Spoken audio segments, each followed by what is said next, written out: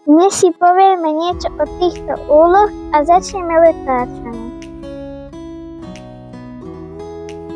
Tu budú prilietavať včeličky a potom pôjdu sednúť. Môžeme si ukázať aj vnútre úloh. Dáme si dole striežku.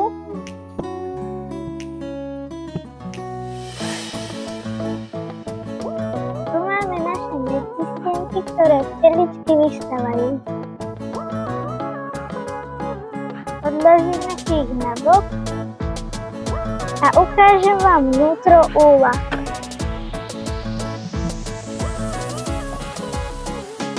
Toto je plodisko, tuto máme stavebnú zábranu, slúži na to, aby včielky nestávali plastiky na dno úloh.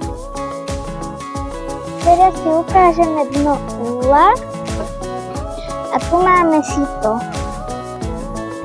Hneď pod tým máme podložku. Podľa nej môžeme ľahko pozorovať, či sú naše včeličky zdravé.